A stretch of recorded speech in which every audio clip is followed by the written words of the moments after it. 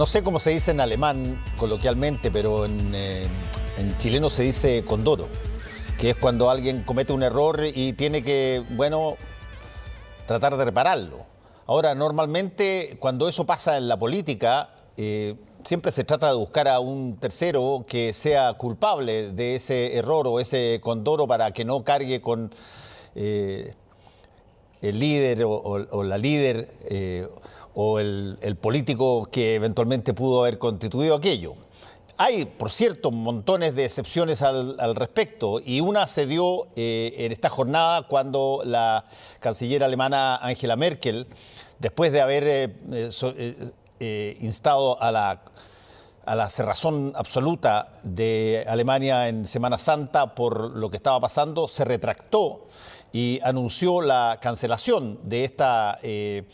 este confinamiento general, argumentando una cosa bien interesante en términos, si se quiere, incluso filosóficos respecto de la política, diciendo que pudo haber recibido montones de alguna manera consejos sobre tomar la decisión que tomó, pero al final, cuando se dio cuenta que era un error, también ella planteó que la responsable de una decisión de ese tipo siempre es el gobernante, y así lo dijo, y por lo tanto no le echa la culpa a nadie más, sino que solamente a sí misma, y pide disculpas.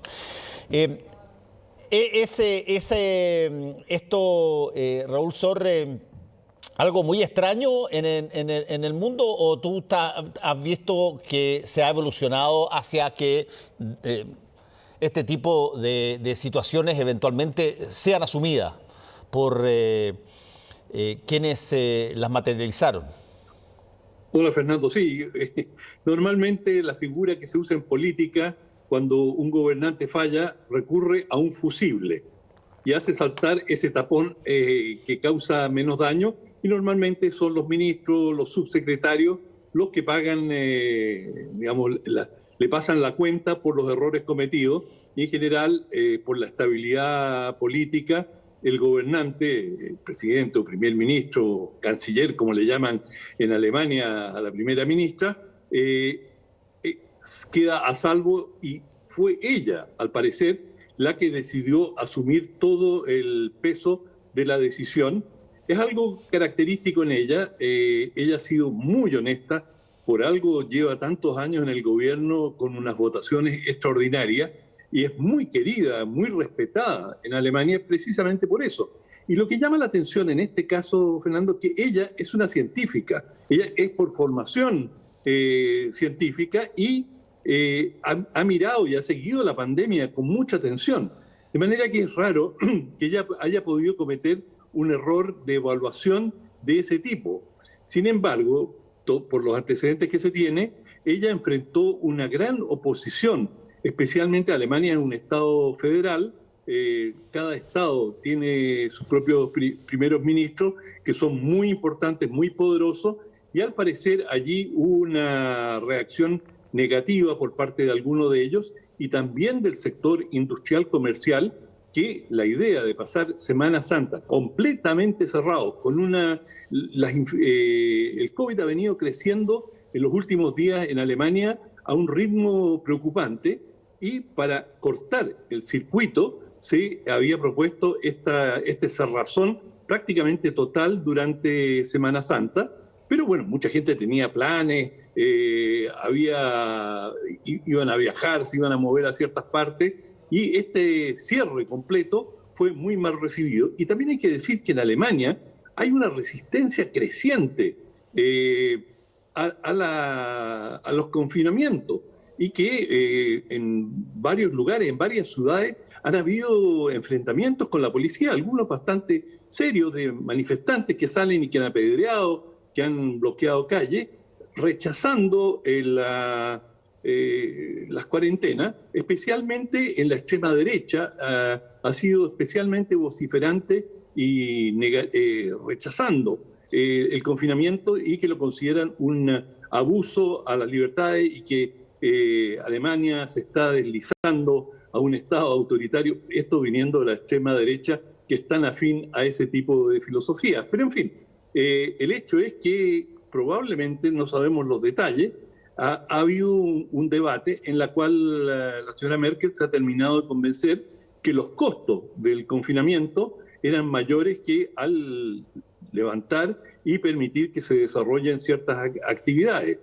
Esto de cambiar de opinión, ella ha sido muy firme, ella, digamos, tiene una voluntad de hierro, porque cuando tuvo la gran crisis de los refugiados, llegaron 1 millón de personas refugiadas, principalmente sirios que habían huido de la guerra civil en su país, ella sufrió presiones enormes para que cerrara la frontera, limitara la cantidad, y ella, sin ninguna vacilación, dijo: si yo no voy a ceder en esto, es un asunto de principio, nosotros somos un país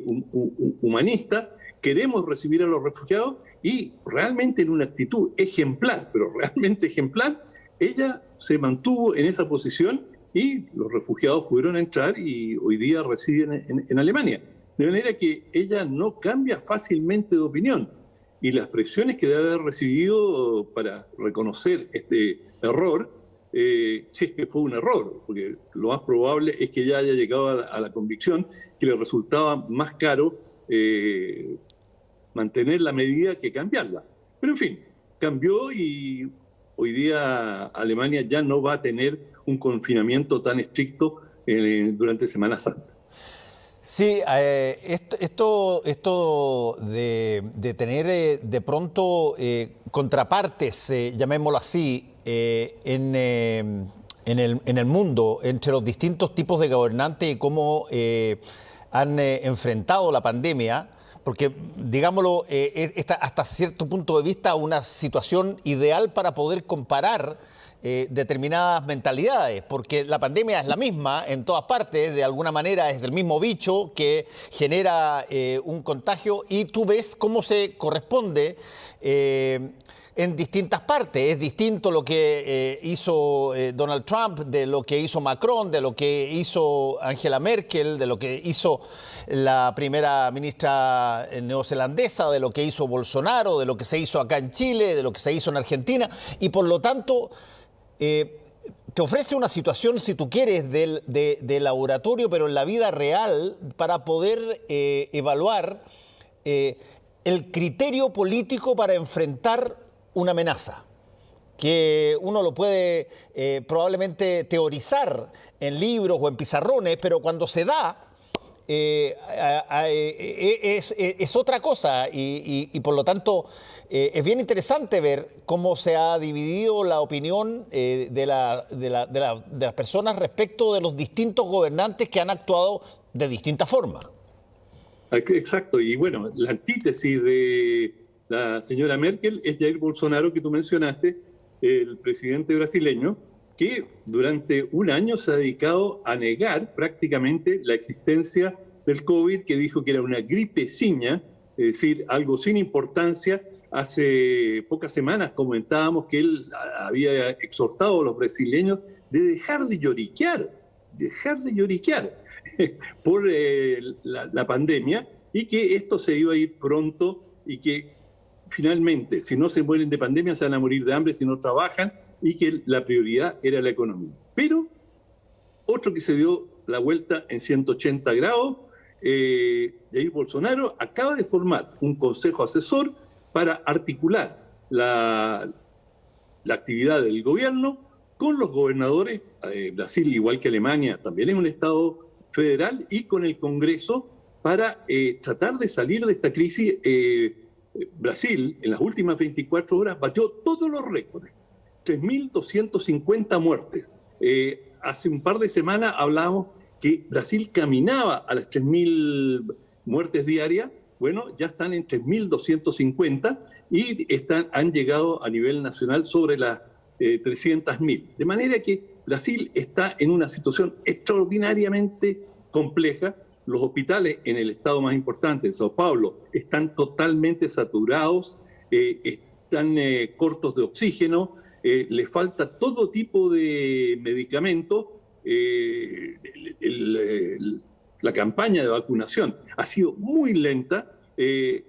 no la más lenta en el mundo, pero para las magnitudes y la gravedad de la enfermedad en Brasil ha sido realmente muy lenta y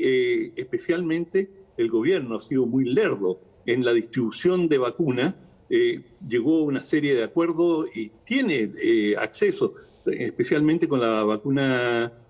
una de las vacunas chinas, pero la distribución, el sistema ha sido lento, ha sido muy criticado por el colegio médico, por el cuerpo de médicos en Brasil. Y bueno, hoy día Bolsonaro se tuvo que comer sus palabras y a los mismos que acusó de llorones, hoy día dijo: no hay nada más importante que la vida humana. Bueno, hace poco tiempo estaba diciendo que la vida humana, sí, de algo nos vamos a morir, y bueno, se pueden morir de hambre, se pueden morir de la gripeciña, pero esto va a pasar y por lo visto él ha tenido que recapacitar y dar una serie de instrucciones y volver grupas, por así decirlo, cambiar el rumbo del gobierno para tratar de contener en estos momentos la crisis que además en Brasil ha sido, además de tener una variante muy letal, mucho más infecciosa, que es la llamada variante de Manaus, las zonas del nordeste, las zonas más pobres, también urbanas, son, como era de suponer, las más afectadas, y esto está teniendo repercusiones políticas. Durante mucho tiempo Bolsonaro mantuvo índices de popularidad bastante altos, sorprendentemente altos, considerando las dificultades que enfrentaba, pero en el último tiempo se nota, se aprecia, pero una bajada en picada de su popularidad, y con la salida de la cárcel y la liberación de Lula, que puede postularse como candidato, como lo ha establecido la justicia, y justamente hoy día sancionaron o censuraron al juez que condenó a Lula, el juez Moro, y dijeron que él había sido parcial en su juicio. Bueno, la situación política en Brasil se pone bastante agitada, porque ayer comentábamos las elecciones israelíes y todo el mundo pensaba que, como Israel le ha ido muy bien en su campaña de vacunación, Netanyahu, el primer ministro, le iba a ir excelente en las elecciones. Y ahora ya sabemos que no obtuvo la mayoría absoluta que necesitaba, es decir, los 61 parlamentarios, que a lo mejor va a poder formar un gobierno, pero que con una excelente campaña de vacunación, y esto es una advertencia para todos los políticos que piensen en capitalizar la lucha contra el COVID. Bueno, en el caso de Israel no fue así. Sí, hay un punto que creo que también es interesante destacarlo, Raúl, y que tiene que ver con una cosa que puede parecer naïf, pero cuando el gobernante es percibido como genuino en su discurso, automáticamente cambian incluso hasta las emociones de las personas. No solamente cambia la aprobación, pero cambia de alguna manera la disposición de la gente a hacer probablemente incluso cosas que son incómodas, como confinarse, como tener una vida más, de alguna forma, más controlada. Pero eso nace de una apreciación que algunos le llamarán empatía, otros le llamarán, no sé, una suerte de calidez especial que se puede tener, pero cuando se percibe lo genuino en un gobernante o en un mayor en general, pasa en la familia, tú notas inmediatamente cuando alguien está reaccionando a algo con honestidad, cuando de alguna manera sientes que puede haber algún tipo de, no sé, ventaja que puede obtener con ese recurso. Y yo creo que... Una manifestación, claro. Claro, y eso yo creo que de alguna manera se ha demostrado en las personas que han cometido errores, que han reaccionado ante eso y que aún así no pierden popularidad. Sí, bueno, es particularmente el caso de la señora Merkel, que va y es muy raro ver a un gobernante decir: yo soy la única responsable de esta medida, yo me equivoqué. Estoy seguro que en términos de encuesta a ella personalmente, no necesariamente a su partido, la Democracia Cristiana Alemana, pero a ella no va a sufrir un gran castigo por esto. Y esto es verdad para otros gobernantes también. Es decir, aquellos que son capaces, como tú bien señalas, de convencer, de llegar al corazón de la gente y admitir un error o enmendar rumbo, por cierto, la gente lo aprecia y todos sabemos el coraje que se necesita para reconocer un error. Bueno, vamos a seguir estando atentos a lo que pasa en el mundo sobre la base, especialmente, Raúl, de estas nuevas cepas, estas nuevas variantes que han aparecido, porque, bueno, nosotros estamos en un proceso vacunatorio que ha sido extraordinariamente potente y que ha sido de gran excelencia, pero al final esto se va a ver en la práctica. Después de que nos podamos vacunar por segunda vez, la gran mayoría de los chilenos, y que no ocurra algo en el contexto mundial que genere condiciones distintas a las que hasta ahora estamos acostumbrados a ver. Sí, ese es el gran temor, Fernando. Pusiste el dedo en la llaga. Es que haya alguna mutación que altere los términos de esta enfermedad, pero de momento no hay evidencia de que esto venga en camino, hasta el momento. Ojalá. Muchas gracias, Raúl. Que te vaya bien. Chao, hasta mañana. Volvemos en un ratito.